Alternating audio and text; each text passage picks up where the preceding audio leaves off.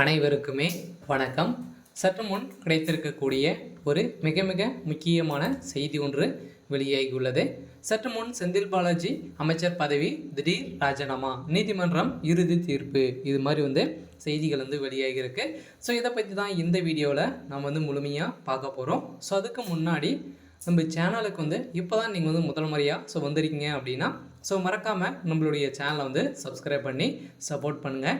So வாங்க வீடியோக்குள்ளே போகலாம்.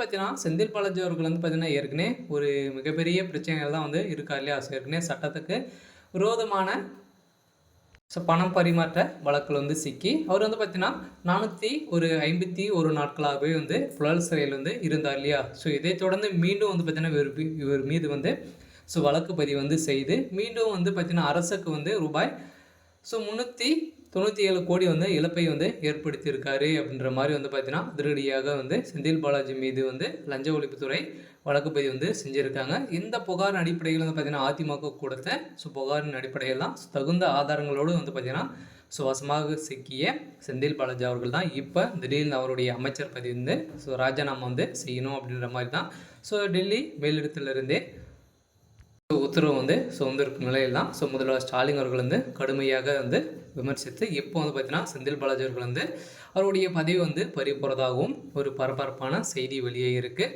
இருந்தாலும் ஏற்கனவே பார்த்தீங்கன்னா செந்தில் பாலாஜி அவர்கள் இப்போ மின்சாரத்துறை அமைச்சராக இருக்கார். இருந்தாலும் வங்கிகளில் அரசுக்கு ரூபாய் 397 கோடி இழப்பை ஏற்படுத்தியதாக அமைச்சர் செந்தில் பாலாஜி மீது அதிமுக புகார் தெரிவித்திருக்கும் நிலையில் கடந்த 2011 மற்றும் 16 ஆண்டு காலத்தில் பார்த்தீங்கன்னா அதிமுக ஆட்சியில் இருக்கும்போது போக்குவரத்துறை அமைச்சராக செந்தில் பாலாஜி அவர்கள் இருந்தார் இல்லையா. அப்போ பார்த்தீங்கன்னா அரசுக்கு போக்குவரத்து கழகத்தில் வேலை வாங்கி தருவதாக புதிய மோசடி வழக்கில் ஈடுபட்டதாக சென்னை மத்திய குற்றப்பிரிவு போலீசார் பார்த்தீங்கன்னா 3 மோசடி வழக்குகளை பதிவு செய்திருந்த நிலையில் எம்பிகளை எம்எல்ஏக்களை விசாரிக்கும் சிறப்பு நீதிமன்றத்தில் இவர் மீதான வழக்குகளை விசாரிக்கும் சென்னை சிறப்பு நீதிமன்றத்தில் இந்த வழக்கை விசாரணைக்கு எடுத்துக்கொள்ளப்படும் என தெரிவித்திருந்த நிலையில் திடீர்னு இப்போ பார்த்தீங்கன்னா அவருடைய வழக்கு அதிரடியாக தகுந்த ஆதாரங்களோடு எடப்பாடி பழனிசாமி அவர்கள் பார்த்தீங்கன்னா சமர்ப்பு செய்திருந்த நிலையில் தான் இப்போ அதிரடியாக செந்தில் பாலாஜியுடைய இப்போ பார்த்தீங்கன்னா செந்தில் பாலாஜி